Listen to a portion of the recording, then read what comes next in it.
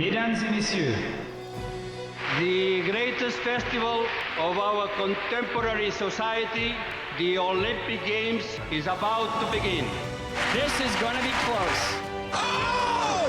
They're all completely gassed! They've given it everything on the global bucket! Oh, yeah! No! Oh! Brilliant, brilliant, brilliant. But that is an Olympic championship. Ready?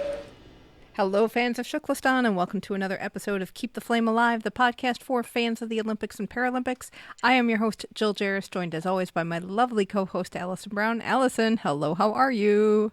I am not Allison anymore. You can now address me as Vulcan, and I will call you Vesta. So you are hooked by the World Games mascots. I am hooked by those amazing people who are wearing those costumes in the Birmingham heat. Oh, I saw them in the stands at one of the outdoor events, and Archery?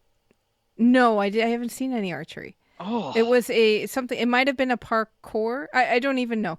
And warning, folks, we're going back to like Pyeongchang 2018 coverage of games because I have to say a mixed blessing that we could not be there. Although I'm dying to go now. I wish we could be there, but I've had some personal stuff go on, so I haven't been able to watch much. You've had some stuff been going on. You haven't been able to watch a ton, but I've so been I have watching a ton. I have stuff going on, but that doesn't mean that my computer's not with me. But man, I'm sure they got tips from the Disney characters on how to wear costumes in that heat because it has been hot and humid. Today they're dealing with thunderstorms.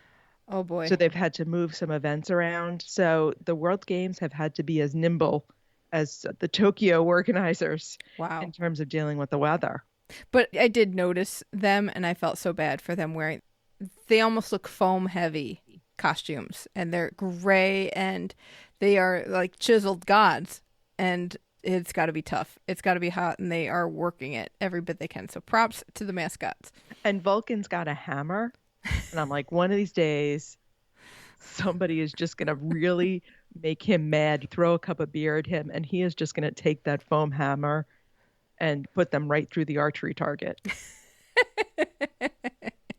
So today we are talking World Games coverage and what we've been watching and just some thoughts on how the games are going so far. We're probably about halfway into them at this point and been able to watch quite a few things. It is my goodness, it's just sparking my love for multi-sport events in general. Let me say Doesn't it take you back? Because I've been watching it on YouTube.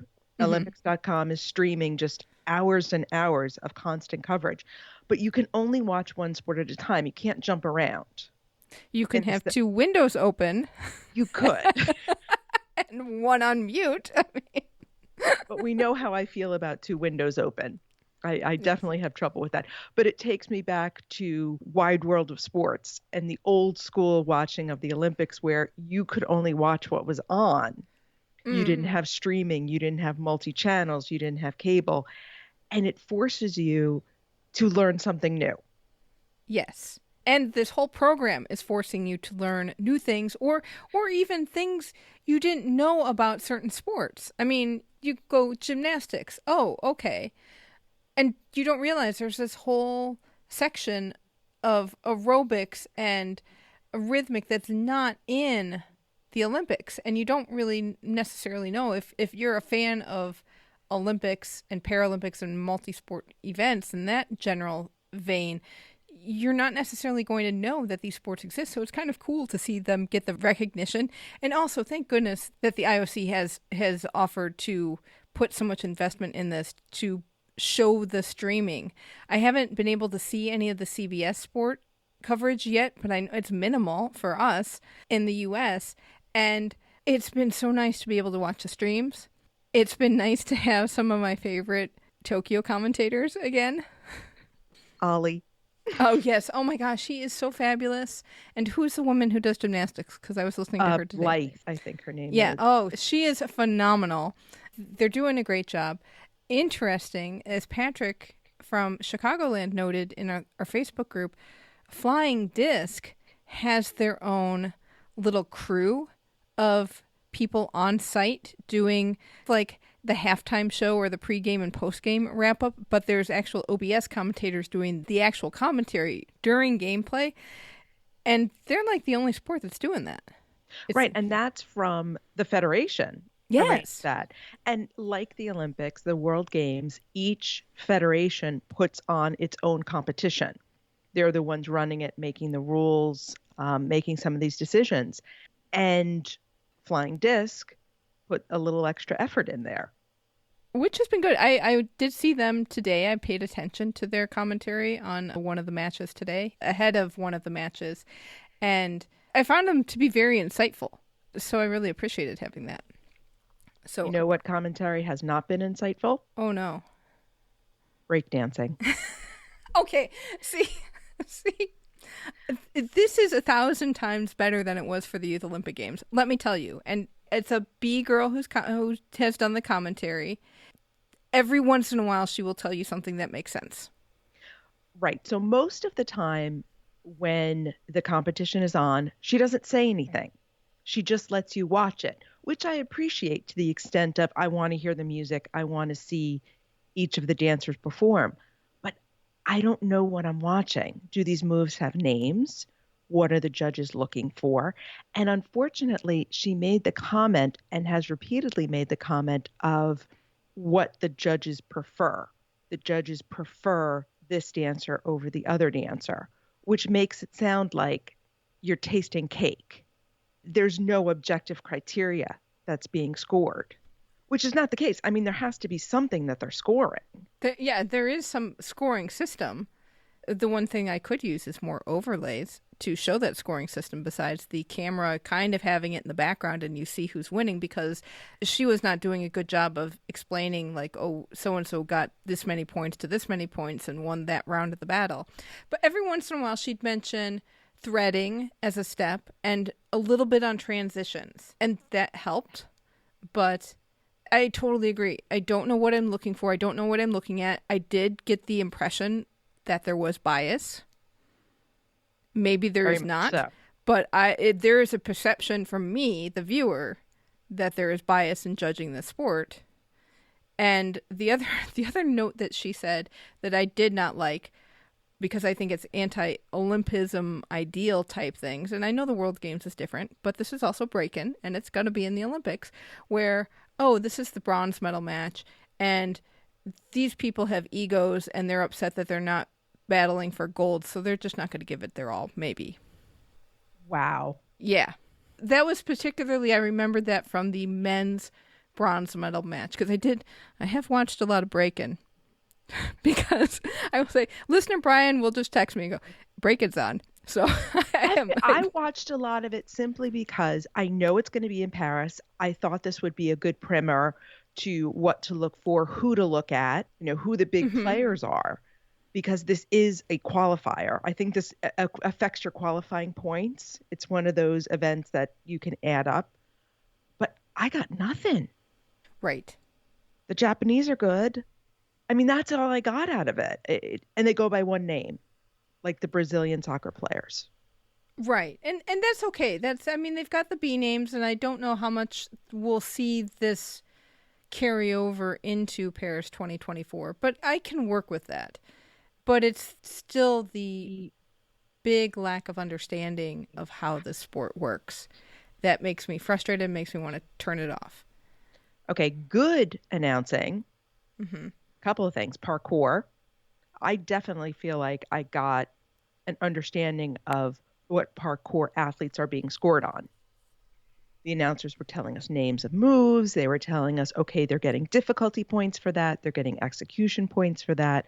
They're losing execution points when they put a hand down. It really just looked very much like messy gymnastics in the parking lot, but at least I understood what was going on. Were you watching speed parkour or freestyle parkour or both? Freestyle. Okay, because I also watched a little freestyle, but I will also, disclaimer, I have a situation where I tend to dip into an event partway through, so I don't hear the beginning explanations, and if the commentator's not good about repeating that throughout the game, because some of them are, some of them aren't. I will not necessarily understand. And I did get the beginning of one of the women's competitions, or a qualifier for the women, and it was blazing hot. That I wanted to know what that course was made out of, because the bars were black, that had to be metal, but the paneling that they ran up, I didn't know what that was, because it did look like rusty brown stuff. And like, oh, is it just so hot to touch? It didn't seem to be, because at different points they were rubbing chalk on it. Mm-hmm. So they seemed to be able to do that. And the commentators never said, I mean, they talked about the heat, but they didn't talk about it in relation to the color or that the course would be too hot to touch. And the athletes did not seem to respond to the course in that way. That's good. I did dip into parkour rule book to try and find your answer to what it could be made of. And it's very loose, because parkour is based on found sites. That's interesting. So there are certain safety parameters, but materials are not one of the parameters. Huh. It was interesting to watch the freestyle parkour, because it did look like some of the competitors had trouble kind of thinking of where to put a move when, or what kind of move to do. And there's some moves I thought were awkward and more gymnastics based than I would think that parkour would be, like one where you squat down on one leg and then whip your other leg around and jump over it. You know what I'm talking about? That has a real name. The Srovsenko. No, I have no idea what it's called. Well, it might be that. But there were some where it's just like, I'm on top of this block, let me just squat down and whip my leg around and jump over it. That's a move.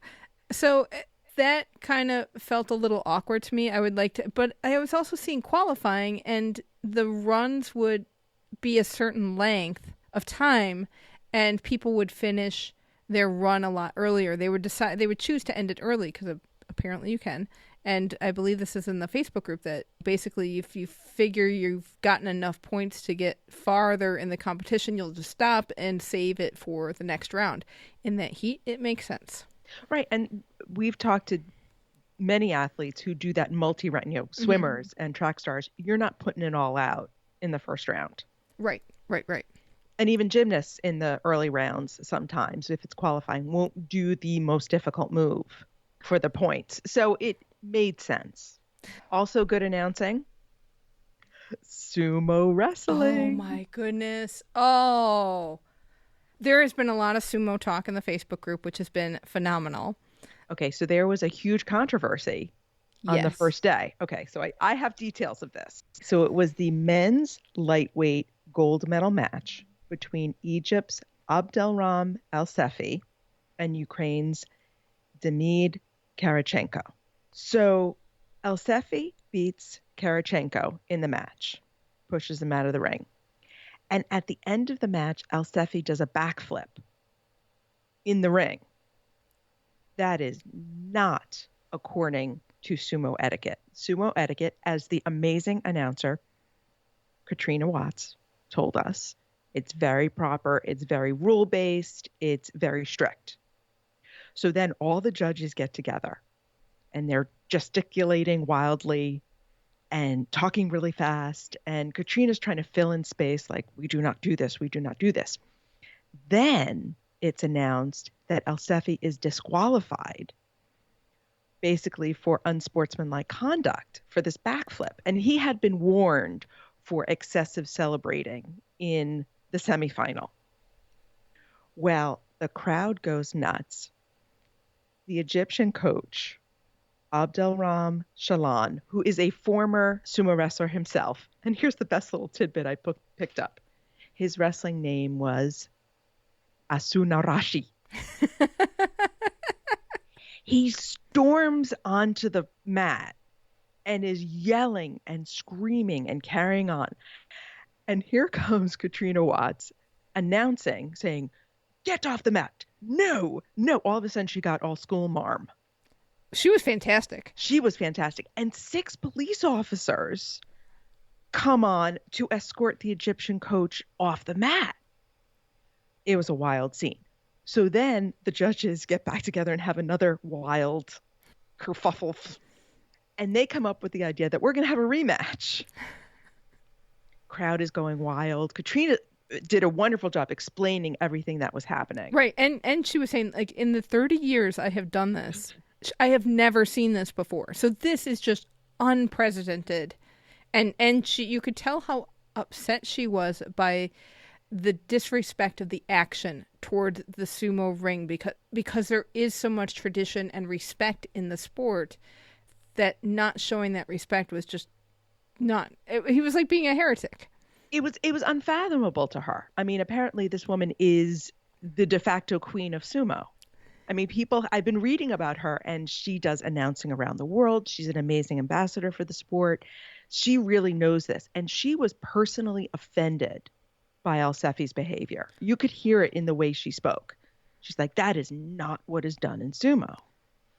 And I don't think the American crowd got it, because it was so American football-esque to have sort of this big end of competition celebration. You do a backflip, cheer, pound your chest. So the American crowd was clearly on the side of the Egyptian wrestler, but all the sumo purists and sumo fans were on the side of the judges. They have a rematch. The Egyptian wins again, though, again, a controversial win because of who stepped out of the ring first. Right. And Karachenko was really in control right then and was in the process of throwing his competitor outside of the ring, but he, in the kind of momentum of it all, stepped out first. Here's the best part. The International Sumo Association banned Egypt for the rest of the competition. What? Because of the coach's behavior. Good for them. And there was 2 or 3 more days of different weight divisions, men and women, and Egypt is out. Wow.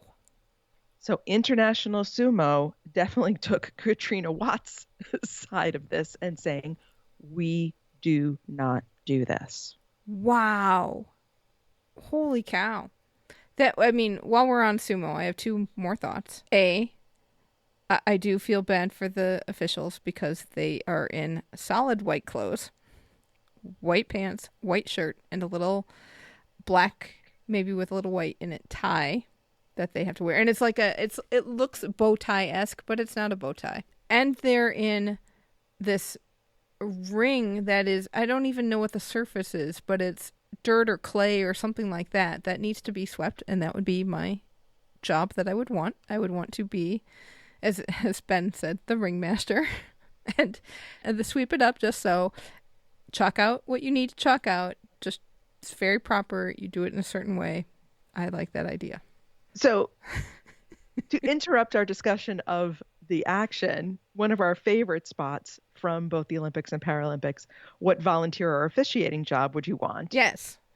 This is yours, ringmaster. At this point in the conversation, because we are not doing dailies, I have found multiple things I would want to do.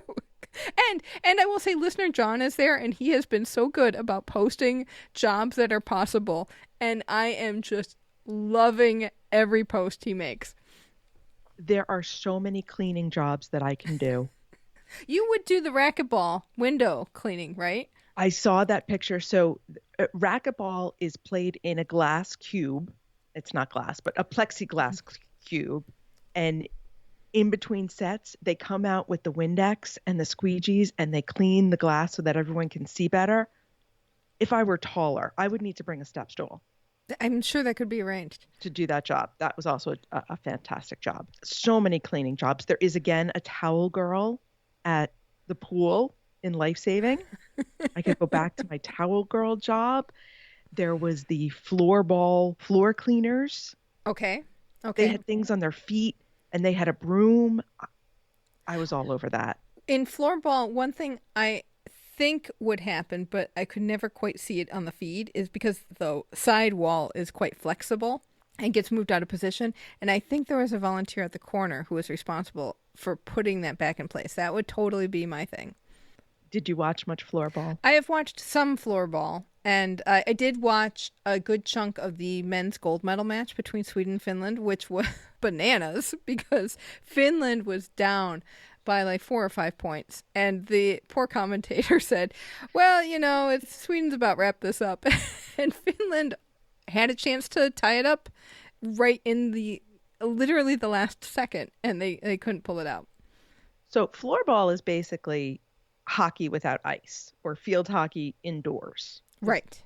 Did you ever play that in gym class? I did. I didn't play it with the type of ball that they had or the type of sticks that they had. I mean, our stick was solid. They have some kind of air going through their stick, and I think that has to do with the ball being like a wiffle ball. And if you don't know what a wiffle ball is, it's a light plastic ball with holes in it so that air goes through it and makes it adds some resistance to the ball so that it's easy to catch. I was a little dumbfounded that the goalies were all dressed like head to toe, long sleeves covered, helmet and face mask on, and then like no glove protection. Although the Finnish goalie did have gloves on, but they weren't like padded or anything. They were just tight, form-fitting gloves.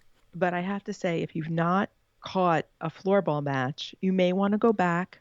The Swedish and the Finnish players, not so hard on the eyes. That is correct. But it's a lot of fun to watch. I mean, it made me want to play it again. I know. These sports feel more reachable than a lot of the Olympic sports. Right? I kind of want my recreation department to have gym class for adults, where you have units on different, you have your badminton unit, you have your floorball unit, and you have all these other sports that just, you end up playing in gym class. And maybe that would be a good breeding ground for getting people involved in this and getting it up to a World Games level and having more interest in it. Bowling. Well, I have not seen any bowling. I watched the men's bowling. Australia won. Ooh. That was a lot of fun. Yeah, it was very interesting because I think of bowling as so quintessentially American, the Midwestern Bowling League on Friday nights kind of thing. And yet there were no Americans in the medal round. Wow, that's nice. So that was fun to watch. You know what else was fun? Canoe marathon, because they have to get out of the water, run their canoe back to the start, and get back in the water. I totally agree with you. I was mesmerized by this. I think this might be the thing I've watched the most because it's calming to watch. The portaging was incredible. Oh, you use fancy words. I just say the carrying of the boat. Every once in a while, somebody would get a time penalty. What I wish they did for this was, and I'm asking a lot of OBS because I do realize that they're doing a solid to the World Games. I wanted drone coverage so I could see how big the course was above, because it did feel like they were going in a big circle, but I couldn't figure out how long the course was and how far they were going per each lap. But the portage thing was so cool. And one of the races, one of the kayakers had to dump out his boat because I guess his pump wasn't working, and he kept getting water in the boat. It just was so cool. And then at the end, when they put that pour on a sprint after they've been doing several Ks worth of paddling, then they just pour it all on in a sprint at the end. It's just phenomenal to watch. And the venue is Oak Mountain State Park. It's beautiful. Really, really lovely. And, a lot of times cities bid for these games to get more people to come to the city. And that is a place I would love to go paddling in. It just looks manageable and lovely, and not in July because you will need the water, but really, really nice. What else have you been watching?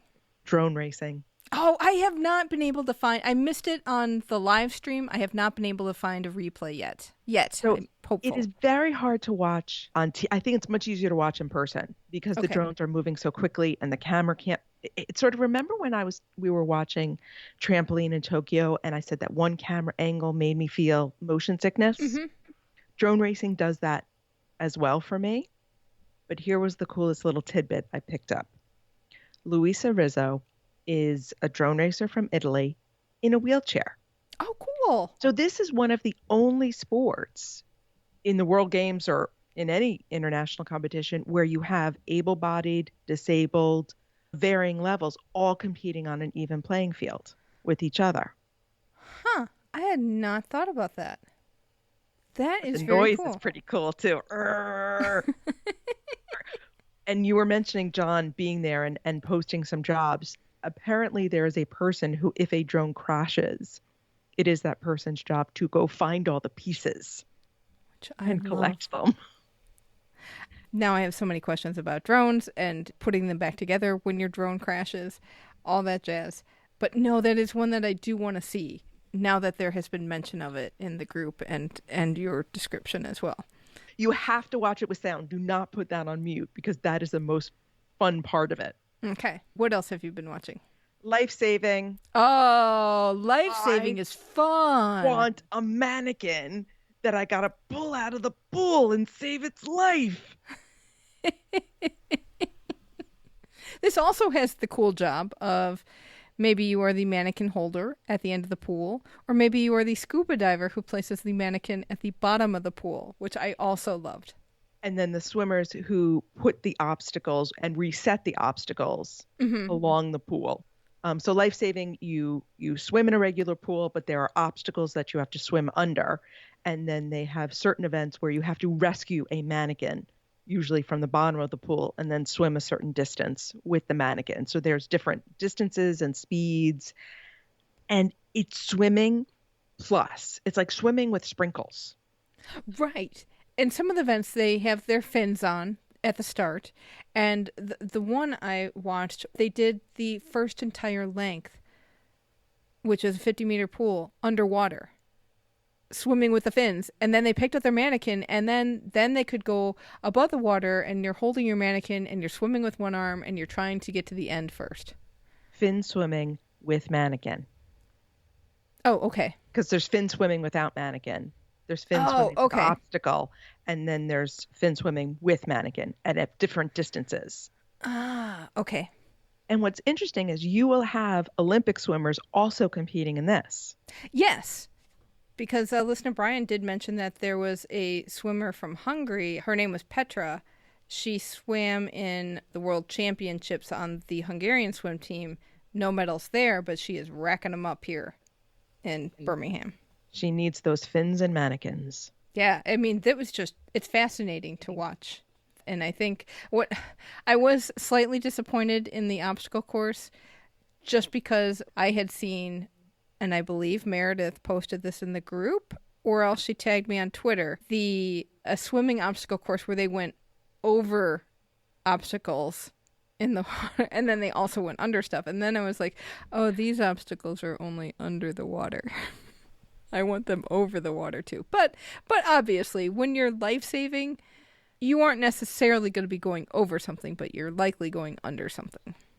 You're not some sort of proto-amphibian coming out of the water. But speaking of crossover athletes, can we talk about Bart? Bart Swings? Yes. Roller sports. Yes. So Bart Swings won mass start speed skating long track medal in Beijing. First winter medal for Belgium in 70-something years, 74 years. Yeah. Turns around, he is also one of the most decorated World Games athletes ever. He's been incredible. I know. And he is the first person, I saw this somewhere, and I apologize, I don't have the reference. The first person to win an Olympic medal and a World Games medal in the same calendar year. Yes. Listener Brian also mentioned that. So this is probably duly noted in many places, which is an amazing feat, especially when you're switching from ice to back to inline and vice versa. The technique is very different. And this is road inline. So he's going from the indoor oval to the outdoor inline. Very, very different. Especially on the roads of Birmingham, apparently. Because they have this course set up in front of an old power plant, I think. And it goes uphill, it goes downhill. They've got to make left turns, they've got to make right turns. It's a really kind of a cool course. But there are also parts of it where the athletes gets pushed to the side and they end up having to jump the curb. It's rough. It looks tough. And the road is not newly paved, it's not full of potholes either, but you can tell it's a little worn, and that's got to be tough, and you've got to negotiate different elements in the road too. No problem for the Flash. That's his nickname, the Flash. Though I think it probably should be Le Flash. He is Belgique. Also at inline, cheering on Team USA, Shea citing Erin Jackson. Yay! I bet she's excited to see her teammates compete there. Because she started in inline, so this is her roots. We did have a Shea competing. Tom Scott competed in karate. I have not been able to see that yet. Have you seen it? Oh my goodness. He lost in the bronze medal match, and it was really close. Really close. He had a great tournament. He looked good, but Uzbekistan, now I'm going to have to say this name, right? Mm-hmm. Oh, Danstanbek Otabalev. I'm sorry to the Uzbeks if I've insulted them by my pronunciation, but he beat Scott in a very close match. We mentioned flying disc or ultimate. I have seen a little bit of that. Have you watched any of that? That I have not. Also, kind of fun to watch. It's easy to figure out. I believe this is a game because I read this probably in the Wall Street Journal years and years ago. They don't have any referees. They referee themselves. So there's an element of sportsmanship in saying you have a penalty or not, but you also know the rules well. And it's kind of fun to watch the disc. It's just fun to watch. And I haven't seen full games, I will say that. But when it's on, I'm like, oh, I will tune into that. Been watching some lacrosse. I have watched some lacrosse too. It does not quite fill the sled hockey and wheelchair rugby hole in my heart, which will be filled next week when wheelchair rugby comes back. But it's close. It's nice and fast and easy to follow in the sense of when the ball goes in the net, you score. And I like the 6 game.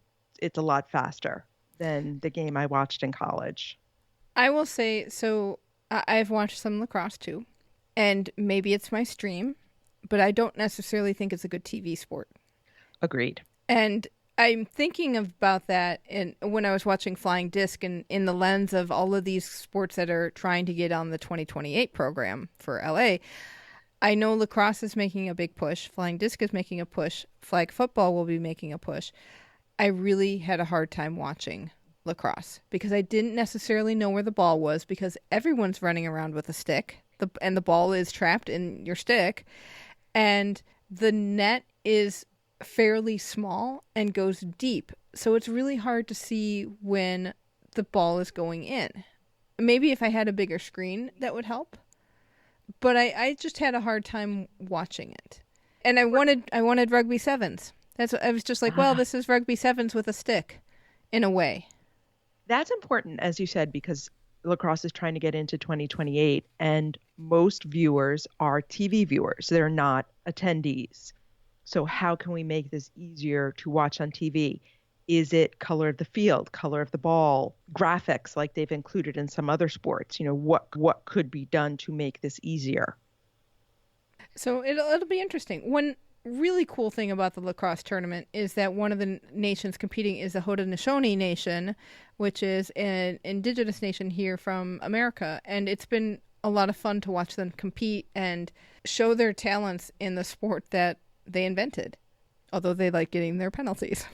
That's just what, in the little bits that I watched, it was just like, how many more penalties can Haudenosaunee? I think they were down to 2 people on the field at one point in the men's game.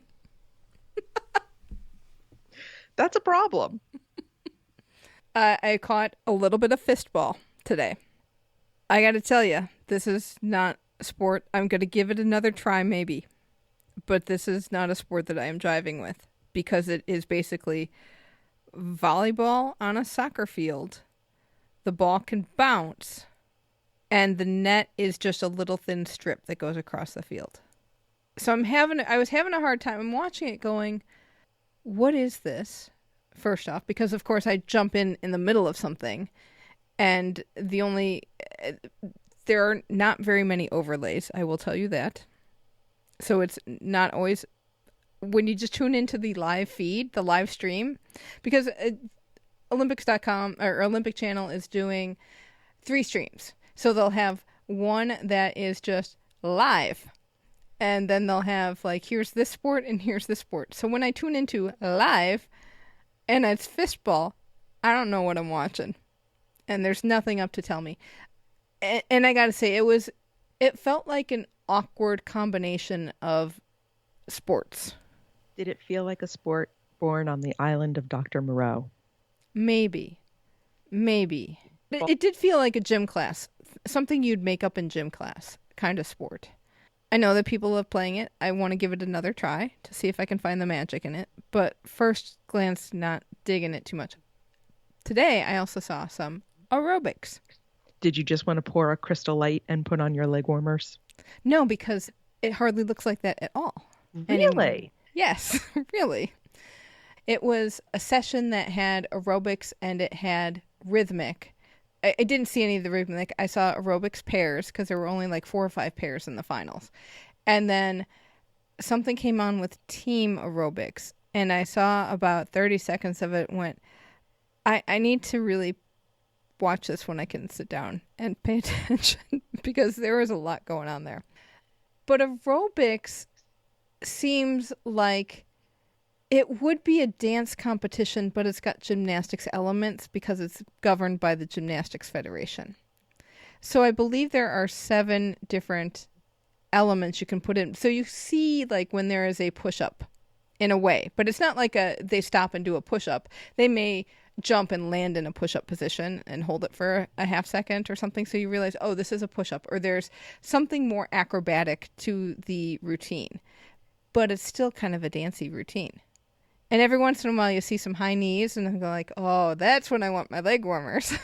But I'm trying to understand why this discipline, not why it exists, and because I don't want to denigrate it because people love doing it. But again, it's amazing how many sports are out there and how many evolve into and come under the wing of a certain federation. Because you would almost think this is a dance routine that you could see in dance sport, but it's not a traditional dance number. It's got these gymnastics elements. Dance sport really evolved from ballroom dancing. Mm-hmm. And this didn't, but you would think that it's got so much dance to it. Well, parkour is under that same issue where it's being fought among federations. Who does this really go with? Mm-hmm. I'm going to watch some of the aerobics and some of the acrobatics and some of the rhythmic just to see the differences. I mean, I think aerobic competitions are wild.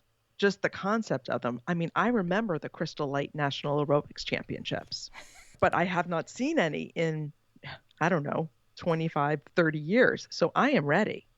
I'm curious. I wonder if some of the old stuff is on YouTube. It is. And looking to see what the differences are today. I may have to do that. Less hairspray. True. Did catch a tiny bit of powerlifting. Saw Monica Brown was lifting. Everything was really close. I saw her last lift. It was cleared, gonna be a world record. She's jumping for joy, got the gold world record, and then it was taken away because there was a protest. That was a little rough, but I think she was still happy and proud of her achievements and her silver, but it still was tough to watch. Another cousin of mine. Exactly. And speaking of my cousins, Hannah Brown, our archery official, is running the archery competition in Birmingham. So and trying to stay cool. Her English blood is not designed for Alabama, that's for sure.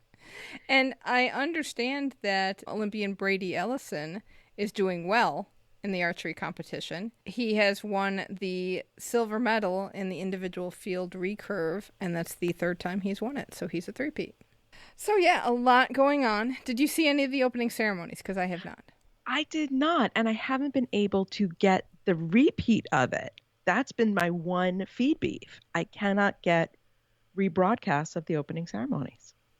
Well, we will look into that. Hopefully you can see the closing ceremonies. But this has been so much fun to be watching a multi-sport event again. Like I said, I'm loving watching new sports. And it's nice to know that there's more sports than are in the Olympics.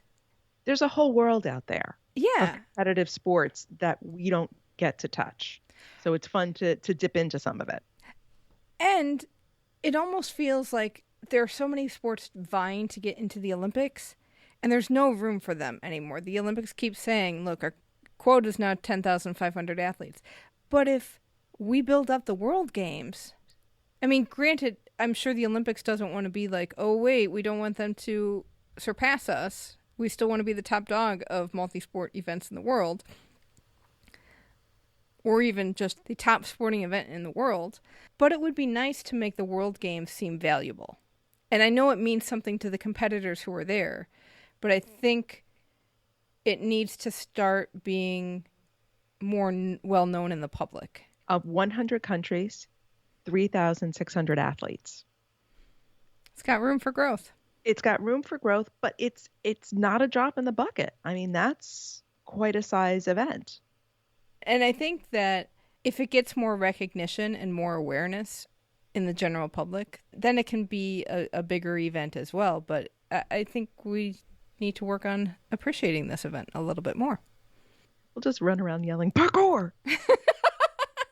Parkour!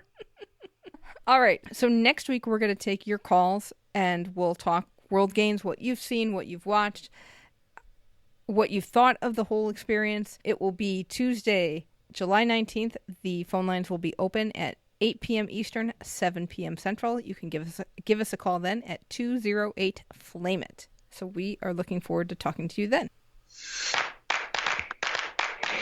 Welcome to Shukflastan. It's the time of the show where we check in with our team, Keep the Flame Alive. This is our roster of past guests from the show who are our team representing our country of Shukflastan. Sailors Stephanie Roble and Maggie Shea finished 6th in the 49 FXer European Championships. We have babies coming to Shukflastan. Yay! We have 2 babies. Oh my gosh. Dawn Harper Nelson announced that she is pregnant with her second child, and McKenna Geer is expecting her first child, a baby girl, due in January 2023. So Yay! Congratulations. Decathlete Jordan Gray will be hosting a 2-day women's decathlon clinic on July 23 and 24 in River Falls, Wisconsin. We will have a link to that in the show notes. Water polo's Tony Azevedo was featured on NBC's One Team, The Power of Sport, and he is actually the picture, the thumbnail. Oh, cool. On there. So we will have the link to that as well. Boxer Ginny Fuchs will be doing a professional fight on September 10th. It is going to be in London at the O2 Arena. And we will post details as we get them. The dulcet tones of Dason Bryant will be at Fargo 2022, which is the 16 and under National Championships of Wrestling. Some sad news. Hammer thrower DeAnna Price will not be defending her world title in hammer throw at the World Athletics Championships, which kicks off this weekend, I believe. She dropped out due to a really tough bout of COVID. She said she lost about 12 pounds. So not necessarily, it's been a tough year for her again with surgeries and now this, but hopefully this will all be behind you now. She's looking forward to moving on and getting back into competition and competing at the next Athletics World Championships and Paris 2024. That's what DeAnna gets for hugging everybody. Could be. Oh, but yeah, she's had a rough year, so we're hoping for better next year for her. And finally, Josh Levin is back competing at Ninja Warrior this summer. He made it through the San Antonio qualifier and is on to the next round in Los Angeles.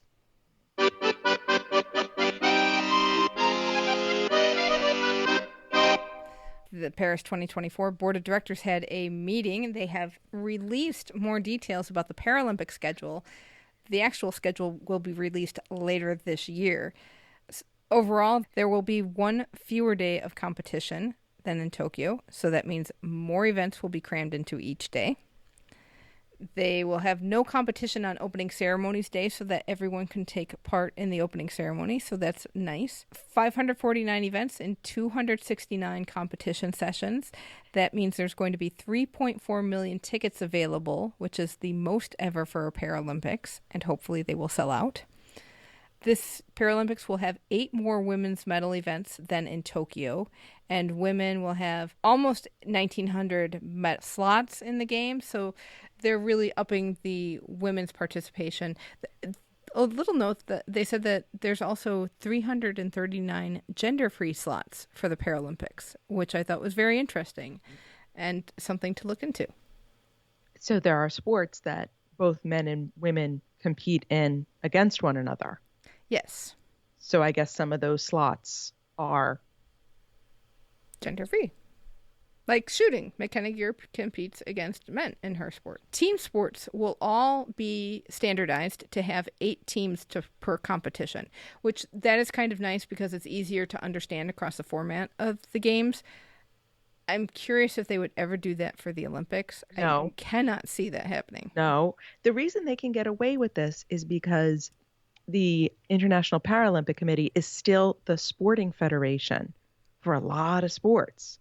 So you don't have to discuss it with anybody. You lean over, yell down the hall, hey, can we have 8 teams in this competition? Okay. Right. And I would imagine the maturity of the sport is also behind the Olympics because as the Olympics grew or the sport grew, they added more teams as they could. And the Paralympics just doesn't have necessarily the same levels of participation around the world. So they're going to have, but 8 teams per competition. That's kind of nice to remember. And then the closing ceremony day will have medal events in para-athletics marathon, wheelchair basketball, para-canoe, and para-powerlifting. Also mentioned that they're working on having the opening ceremonies of the Paralympics at Place de la Concorde. They need to think about and talk with the IPC about how to make that work, but they want to have that open quality to the Paralympics opening ceremony that they are having with the Olympics opening ceremony. They just can't do that whole athletes parade down the Seine. On the Olympic side, we're still sorting out some venues. I read today that preliminary basketball may get moved to Lille as well. I saw that, and I saw that handball was upset about something because those are getting the two moved. Yes, so we'll see what happens with that. But one of the big moves is that shooting and parachuting, which is going to be in La Courneuve, which I believe is near Saint-Denis, which is the big place of revitalization that Paris 2024 is touting. They're moving shooting and parachuting out of that to Châtellerault, which is about 3 hours south of Paris. What's there is the French National Shooting Center, which means they'll be able to save a lot more money.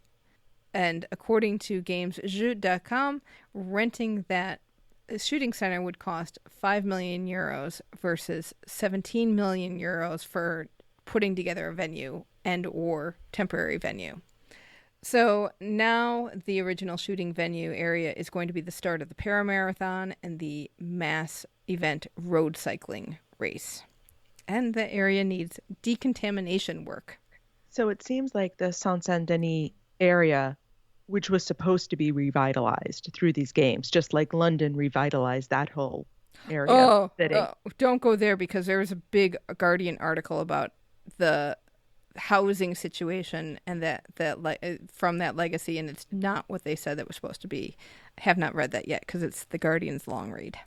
So the short answer is Saint-Denis is getting almost nothing. It feels like everything just keeps getting pulled out of there because it's too expensive to house there. The other problem is with inflation, their budgets are going all out of whack, and I feel like there is immense pressure to have a cost-effective games, not just from the IOC, surprisingly, but from the French government, even from within Paris 2024. There's just a lot of pressure to make sure that we're going to get the cost of the games down, and so you might not be able to build the way you planned on building and revitalizing. That said, they are putting boxing preliminaries in Saint-Denis and fencing ranking rounds for the modern pentathlon, as well as sitting volleyball. Okay, boxing and modern pentathlon, boxing might not even be there with the way boxing is going. And modern pentathlon, talk about a boxing analogy, is so on the ropes. I mean, come on, you're going to stick those two sports as your consolation? Well, wow. They're also moving final stages of boxing to Roland Garros to take place after tennis. So, and then the basketball and handball situation, they've got a proposal out there again. They're hoping for IOC approval. So when we get that, we'll share it with you because it's just more back and forth. And what is so bad about Lille? Nobody wants to go to Lille. Is it a terrible place? I have never been there. Neither have I. It is a lovely name. Meanwhile, Sir Craig Reedy, who is a longtime IOC member, told The Guardian that Russia and Belarus could be banned from 2024. He thinks there's little chance of them being allowed back into international sport anytime soon, but they also have to make a clear decision on whether or not to let them back in or let them participate in 2024. The easy way out would be we're getting to the 2 years out stage, which means we are time for qualifying. And if international sports aren't letting them participate, they won't be able to qualify for the games. The easy way would be like, oh, well, whatever. That said, cycling, judo, and tennis does let Russians and Belarusians compete. So there could be potential for them to qualify. And tennis, except for Wimbledon did not allow those athletes to participate this year. So once again, the IOC, on the one hand, is kicking the can to the federations, saying, well, if you're not allowing Russians and Belarusians to compete in the qualifiers, we don't have to do anything. But they need to do something either way, because if they don't outright ban them, they're just being hypocritical. Right. You know, we're not taking a stand. Let's keep politics out of sport.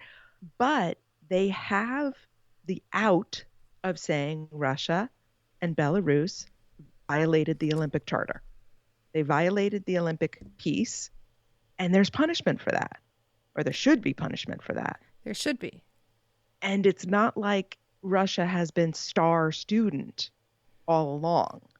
You know, how many times, and we've said this so many times on the podcast, how many times is Russia going to hit you before you hit back?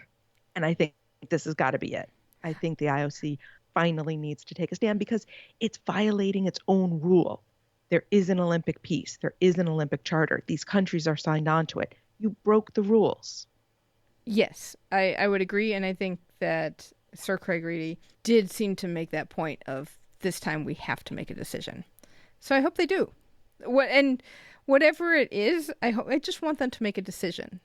We don't want a repeat of that press conference that we were at in Beijing, where you're announcing countries being banned with athletes already have arrived at the games.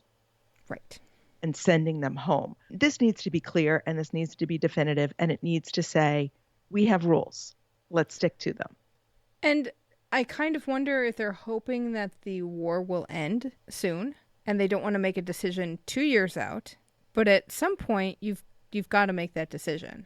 And you know what? Whether the war ends or not, they still broke the rule. They still should be punished for violating the Olympic Charter.